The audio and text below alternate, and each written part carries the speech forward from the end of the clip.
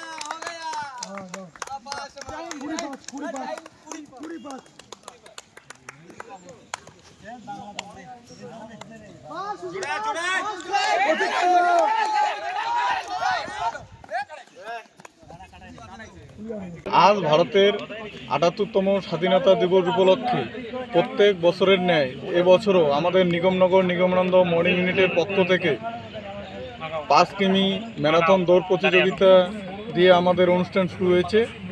তারপরে পতাকা উত্তোলন হবে, বৃক্ষরোপণ হবে, এছাড়াও আরও অনেক অনুষ্ঠান হবে। জম্মু কাশ্মীর থেকে এক সিএসএফ ফার্স্ট হয়েছে, সেকেন্ড প্রতীক পাল মর্নিং ইউনিট সদস্য, থার্ড হয়েছে সুশীল বর্মন। এছাড়াও ১৫ জন যারা ২৪ মিনিটের আগে রান কমপ্লিট করেছে তাদেরকেও আমরা পুরস্কৃত করেছি। আমাদের এখানে অংশগ্রহণ করেছে ৪৫ জনের মতো। অনেকে আসতে পারেনি, টাইমটা যেহেতু খুব সকাল হয়েছে। আমাদের মর্নিং ইউনিটের পক্ষ থেকে আমরা যে ফিজিক্যাল একাডেমি রয়েছে এই একাডেমিতে প্রত্যেক দিন মাঠে রান করানো হয়, ৭ দিন পর পর রান টেস্ট নেওয়া হয়।